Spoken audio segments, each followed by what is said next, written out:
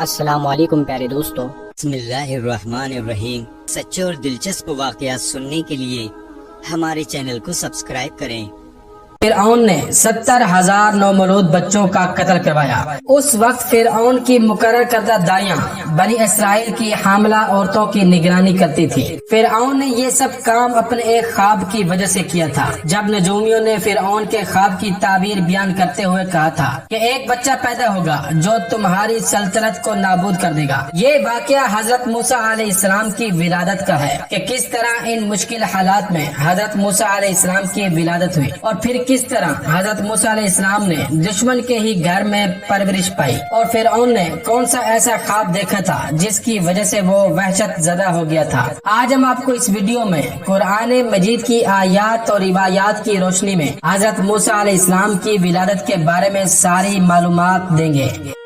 فرعون اپنی بد کرداری، بد عملی، ظلم پروری اور تمرد و سرکشی میں مصروف تھا ہی کہ ایک رات اس نے خواب میں دیکھا کہ فلسطین شام کی طرف سے بھڑکتی ہوئی آگ مصر کی طرف بڑھ رہی ہے اور وہ نہایت تیزی سے سب کچھ جلا رہی ہے، اور تھوڑے عرصے میں سارے مصر کو قبطیوں سمیت جلا دیا ہے، اور اس آگ کی ضد سے بنی اسرائیل بچ گئے ہیں۔ خواب سے بیدار ہو کر بے حد گھبرایا، کاہنوں اور تعبیر بیان کرنے والوں کو جمع کرنے کا حکم دیا۔ سب دربار میں جمع ہو گئے۔ اس نے خواب بیان کیا اور اس کی تعبیر کی خواہش کی۔ ان سب لوگوں نے ایک ہی جواب دیا کہ بنی اسرائیل میں ایک بچہ پیدا ہوگا جو تجھ سے ملک چھین لے گا اور تیری سلطنت پر قبضہ کر لے گا، اور تجھے اور تیری قوم کو تیری زمین سے نکال باہر کر دے گا اور تیرے دین کو بدل دے گا۔ یہ سن کر فرعون آگ بگولا ہو گیا اور کہنے لگا کہ یہ لوگ ہمارے ہی ملک میں پلتے ہیں اور انہی میں بچہ پیدا ہو کر ہمیں تباہ کرے گا۔ یہ کیسے ہو سکتا ہے؟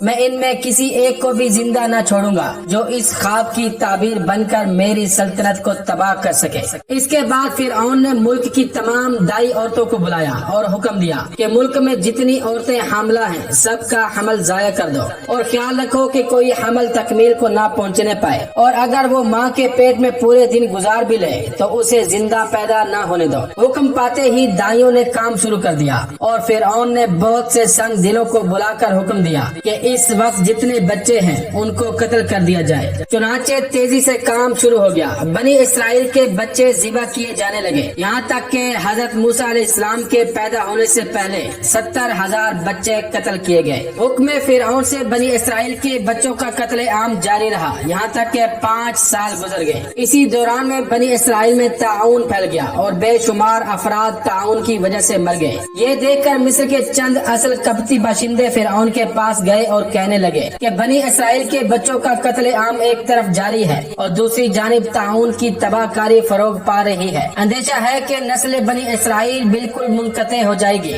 اور اس کا نتیجہ یہ ہوگا کہ ملک کا نظام درہم برہم ہو جائے گا اور ہمارے تمام چلتے ہوئے کام بند ہو جائیں گے۔ فرعون نے ان کی بات پر غور کیا اور اسے معقول خیال کر کے قابلہ دائیوں کو حکم دیا کہ مسلسل بچوں کو قتل نہ کرے اور حمل ضائع نہ کرے، بلکہ ایک سال اپنا عمل جاری رکھیں اور دوسرے سال بند کر دیں۔ چنانچہ اسی طرح کیا جانے لگا۔ ان دنوں میں حضرت موسیٰ علیہ السلام رحم مادر میں آ گئے، اور حضرت موسیٰ علیہ السلام کی والدہ حمل کے ابتدائی دنوں میں تھی۔ تفسیر علی ابراہیم میں ہے کہ حضرت موسیٰ علیہ السلام کا حمل کسی طرح ظاہر نہ ہوا، بالآخر وہ وقت آ گیا کہ آپ بطن مادر سے آغوش مادر میں تشریف لائے۔ بے روایت روزۃ الصفا جس سال بچوں کا قتل بند تھا اس سال حضرت ہارون علیہ السلام پیدا ہوئے، اور جس سال قتل جاری تھا اس سال حضرت موسیٰ علیہ السلام پیدا ہوئے۔ آپ کے بطن مادر میں قیام اور آپ کی ولادت میں خداوند عالم کا خاص کرم شامل تھا۔ جب نجومیوں نے فرعون کو کہا کہ بچہ پیدا ہو گیا ہے تو فرعون سخت غصے میں آ گیا۔ فرعون کے سپاہیوں نے گھر گھر میں جا کر تلاشی شروع کر دی۔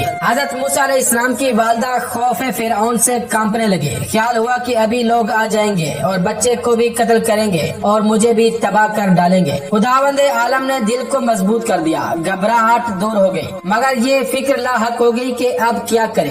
آپ کی حالت دیکھ کر کپتی دائی نے پوچھا کہ کیوں گھبرا رہی ہو؟ کہا خوف فرعون سے۔ دائی نے جواب دیا نہیں گھبراؤ، میں کسی سے نہ کہوں گی، لیکن تم اس کی حفاظت کا بندوبست کرو۔ حضرت موسیٰ علیہ السلام کی والدہ نہایت پوشیدگی کے ساتھ حضرت موسیٰ علیہ السلام کی حفاظت کرتی رہی اور اسی فکر میں تھی کہ اسے کیوں کر بچا لوں کہ اچانک فرعون کے سپاہیوں کا ایک دستہ آ گیا اور انہوں نے دروازہ کھٹکھٹایا۔ حضرت موسیٰ علیہ السلام کی بہن کلثوم نے ماں سے کہا کہ لوگوں کو خبر ہو گئی ہے اور فرعون کے سپاہیوں کا ایک دستہ دروازے پر آ گیا ہے۔ یہ سنتے ہی حضرت موسیٰ علیہ السلام کی والدہ کی عقل جاتی رہی۔ نہایت گھبراہٹ کی حالت میں نومولود کو ایک کپڑے میں لپیٹ کر بھڑکتے ہوئے تنور میں ڈال دیا اور خاموش ہو کر بیٹھ گئی۔ سپاہیوں کا دستہ اندر داخل ہوا اور انہوں نے ان دونوں سے پوچھا کہ جو بچہ پیدا ہوا ہے وہ کہاں ہے؟ حضرت موسیٰ علیہ السلام کی بہن نے کہا کیسا بچہ؟ سپاہیوں نے کہا جو پیدا ہوا ہے۔ انہوں نے کہا کہاں پیدا ہوا ہے؟ ان لوگوں نے کہا ہم نے قابلہ دائی کو خود یہاں سے نکلتے ہوئے دیکھا ہے۔ حضرت موسیٰ علیہ السلام کی بہن نے کہا کہ پھر تلاشی لے لو۔ چنانچہ انہوں نے تلاشی لینا شروع کی اور سب کچھ دیکھا مگر نومولود نہ ملا۔ ایک سپاہی نے کہا تنور میں دیکھا جائے۔ اس کی طرف جب گئے تو دیکھا کہ وہ پوری تیزی کے ساتھ بھڑک رہا ہے۔ وہ سب جب مایوس ہو کر چلے گئے تو خدا نے حضرت موسیٰ علیہ السلام کی ماں کی عقل بے حال کر دی۔ اب انہوں نے کلثوم سے پوچھا کہ بچہ کہاں ہے؟ کلثوم نے کہا کہ مجھے نہیں معلوم۔ یہ دونوں سخت پریشان ہوئی اور فطری جذبہ محبت سے مجبور ہو کر رونے لگی۔ یہ رو ہی رہی تھی کہ اچانک بچے کے رونے کی آواز تنور سے بلند ہوئی۔ یہ دونوں دوڑ پڑی، دیکھا کہ بچہ آگ کی بجائے لال پھولوں میں پڑا ہوا ہے۔ ماں نے اسے تنور سے نکال کر چھاتی سے لگا لیا۔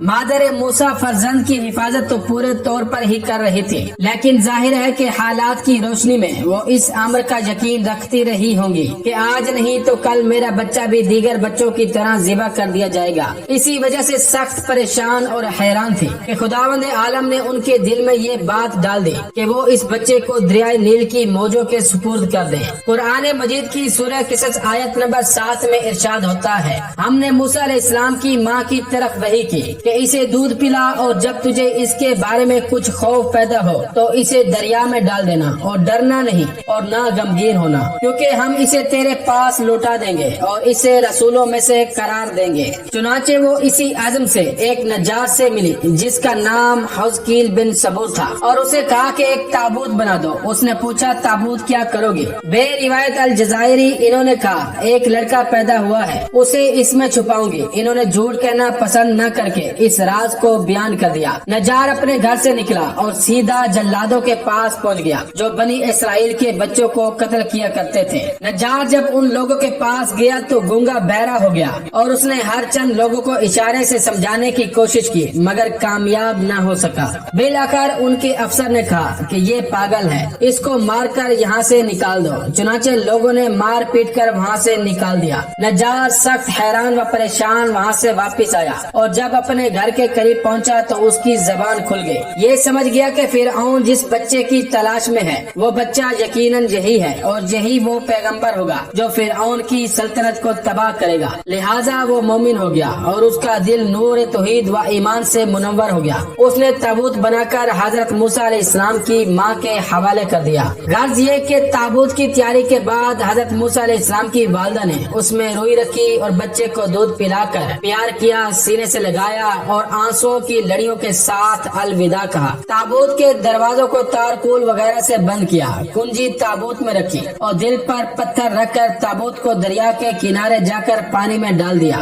تابوت کا پانی میں پہنچنا تھا کہ موجوں نے آغوش میں لے لیا اور اسے وہ تیزی سے لے بھاگی۔ تابوت چلا اور حضرت موسیٰ علیہ السلام کی ماں کا دل بیٹھا۔ وہ آنکھوں سے دیکھ رہی ہے کہ تابوت کبھی ڈوبتا ہے اور کبھی ابھرتا ہے اور بہتا چلا جا رہا ہے۔ تابوت آنکھوں سے اوجھل ہوا۔ حضرت موسیٰ علیہ السلام کی والدہ کا دل بحر غم میں ڈوب گیا۔ ایک روایت میں ہے کہ تابوت کی موجوں کی آغوش میں دیتے ہوئے مادر موسیٰ ہمشیر موسیٰ کلثوم سے کہا میری بیٹی تو اس تابوت کے ساتھ ساتھ چلی جا۔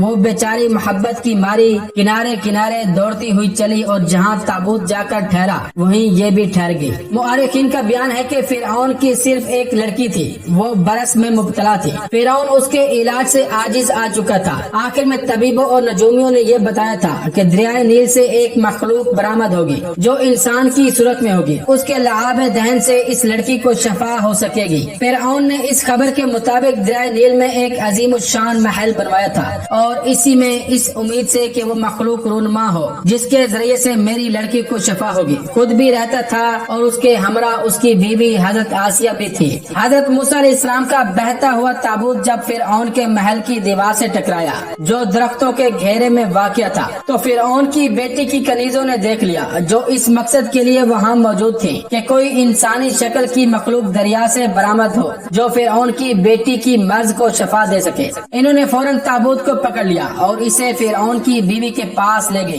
قرآن مجید کی سورہ قصص آیت نمبر 8 میں ارشاد ہوتا ہے، فرعون کے اہل خانہ نے موسیٰ علیہ السلام کو دریائے نیل کی موجوں کے اوپر سے پکڑ لیا تاکہ وہ ان کا دشمن اور ان کے لیے باعث اندوہ ہو جائے۔ حضرت آسیہ نے جو ہی صندوق کھولا، ایک ایسا چاند سا بچہ نظر آیا جس کی پیشانی سے نور چمک رہا تھا۔ حضرت آسیہ نے اسے تابوت سے برآمد کیا۔ فرعون کی بیٹی نے بڑھ کر اسے اپنی آغوش میں لیا۔ بے قدرت خدا حضرت موسیٰ علیہ السلام کے دہن سے جو لعاب نکلا وہ اس کے جسم سے لگا اور وہ فوراً صحت یاب ہو گئی۔ اب تو اس کی خوشی کی کوئی حد نہ تھی۔ باپ کو خبر دی، فرعون چلا۔ حضرت موسیٰ علیہ السلام آغوش آسیہ میں تھے۔ فرعون نے جو ہی ان کے چہرے پر نظر کی، حضرت آسیہ سے کہا، مجھے یہ بچہ میرے لیے خطرے کا پیغام معلوم ہوتا ہے، میں اس کو قتل کر دوں گا۔ حضرت آسیہ نے کہا، جس کو قرآن مجید کی سورہ قصص آیت نمبر 9 میں بیان کیا گیا ہے، فرعون کی بیوی نے کہا کہ یہ بچہ میری اور تیری آنکھوں کا نور ہے، اسے قتل نہ کرو، ممکن ہے یہ ہمارے لیے نفع بخش ہو یا ہم اسے اپنا بیٹا بنا لیں۔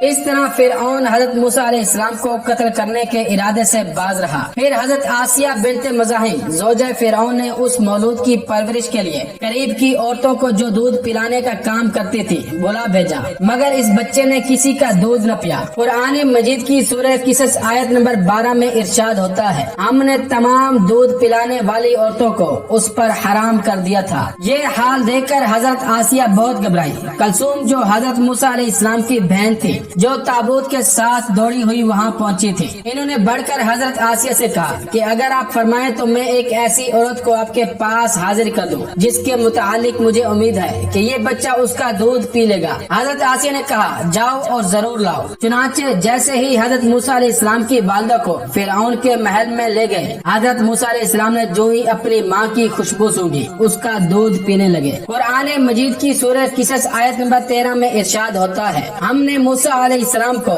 اس کی ماں کے پاس لوٹا دیا تاکہ اس کی آنکھیں روشن ہو جائیں اور اس کے دل میں غم و اندوہ باقی نہ رہے اور وہ یہ جان لے کہ خدا کا وعدہ حق ہے، اگرچہ اکثر لوگ یہ نہیں جانتے۔ پھر حضرت موسیٰ علیہ السلام کو پورے طور سے ماں کے سپرد کر دیا تھا کہ وہ اسے گھر لے جائے اور دودھ پلایا کرے اور دوران رضاعت روزانہ یا کبھی کبھی بچے کو محل میں لایا کرے تاکہ ملکہ مصر اسے دیکھ لیا کرے۔ ایک دفعہ حضرت موسیٰ علیہ السلام کی والدہ حضرت موسیٰ علیہ السلام کو جب حضرت آسیہ کے پاس لائی تو جناب آسیہ نے انہیں کندھے پر بٹھا کر فرعون کے پاس لے گئے۔ فرعون نے انہیں اپنی آغوش میں لے لیا۔ اس وقت حضرت موسیٰ علیہ السلام کی عمر 1 سال کی ہو چکی تھی۔ حضرت موسیٰ علیہ السلام نے اپنا ہاتھ بلند کر کے فرعون کی داڑھی نوچ لی۔ کئی بال حضرت موسیٰ علیہ السلام کے ہاتھ میں آ گئے اور حضرت موسیٰ علیہ السلام ہنس پڑے۔ فرعون کو غصہ آ گیا، اس نے حضرت موسیٰ علیہ السلام کو قتل کر دینے کا عزم کیا۔ جناب آسیہ کہنے لگی، اے فرعون، بچوں کی حرکتیں ناقابل اعتنا ہوتی ہیں،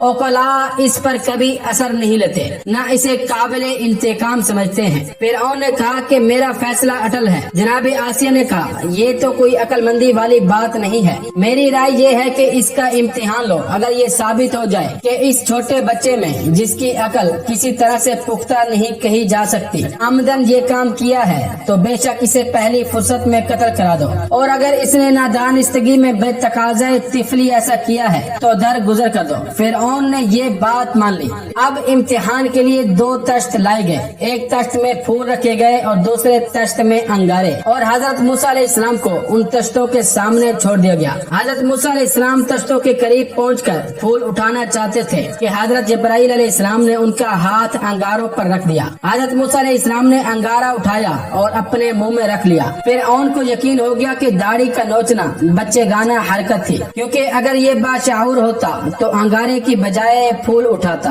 بالآخر فرعون نے انتقام سے درگزر کیا اور حضرت موسیٰ علیہ السلام قتل ہونے سے بچ گئے۔ حضرت موسیٰ علیہ السلام کی والدہ حضرت موسیٰ علیہ السلام کی پرورش کر رہی تھی، یہاں تک کہ وہ زمانہ آ گیا جناب آسیہ نے حضرت موسیٰ علیہ السلام کی والدہ کو ان کے فریضے سے سبق دوش کر دیا اور حضرت موسیٰ علیہ السلام کو اپنے پاس رکھ لیا۔ حضرت موسیٰ علیہ السلام تا زمانے بلوغ فرعون کے محل میں نہایت احترام کے ساتھ رہے۔